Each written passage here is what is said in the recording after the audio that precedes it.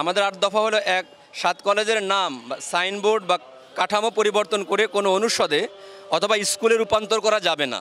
অর্থাৎ কলেজের কাঠামোর মৌলিক রূপ ভেঙে অনুষদ ভিত্তিক শিক্ষা ব্যবস্থা চালু করা যাবে না।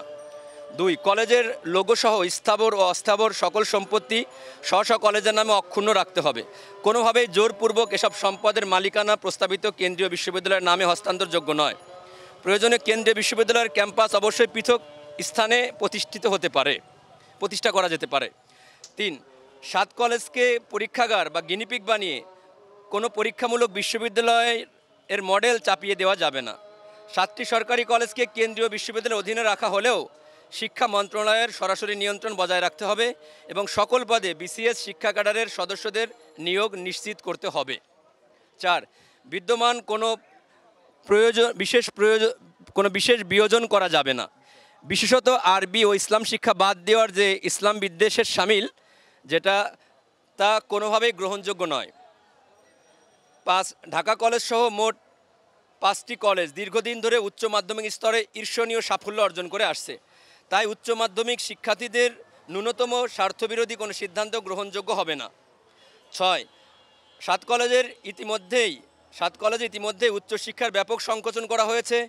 বিশেষত ইডেন মহিলা কলেজ ও বেগম বদরুন্নেসা কলেজে বহু বছর ধরে নারীদের জন্য নিরাপদ এবং সাশ্রয়ী উচ্চশিক্ষার সুযোগ প্রদান করে আসছে। প্রস্তাবিত কাঠামোয় নারী শিক্ষার ব্যাপক সংকোচনের পরিকল্পনা স্পষ্ট, যা সম্পূর্ণ অযৌক্তিক। 7 কলেজের কর্মরত কোনো কর্মচারী চাকুরি বা অন্য কোনো স্বার্থ ক্ষুণ্ণ করা যাবে না। 8, 7 কলেজ সরকারের বিধিবদ্ধ প্রতিষ্ঠান হওয়ায় এর সাংগঠনিক কাঠামোর পরিবর্তনের পূর্বে সংশ্লিষ্ট সকল অংশীজনের মতামত গ্রহণ ও যৌক্তিকতা যাচাই করা আবশ্যক।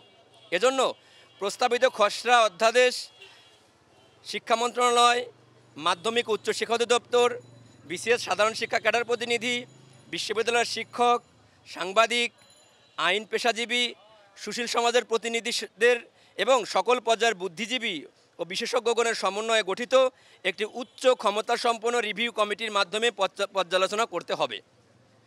যেহেতু প্রস্তাবিত কাঠামো অনুযায়ী বিসিএস সাধারণ শিক্ষা ক্যাডারের সদস্যগণ ঢাকা কেন্দ্রীয় বিশ্ববিদ্যালয়ের শিক্ষক ও প্রশাসনিক কাঠামোর অন্তর্ভুক্ত নন, সেহেতু যেসব শিক্ষাবর্ষের শিক্ষার্থীরা প্রস্তাবিত কাঠামো অনুযায়ী ঢাকা কেন্দ্রীয় বিশ্ববিদ্যালয়ের শিক্ষার্থী, তাদের একাডেমিক কার্যক্রম পরিচালনা করার আইনি ভিত্তি আমাদের নাই।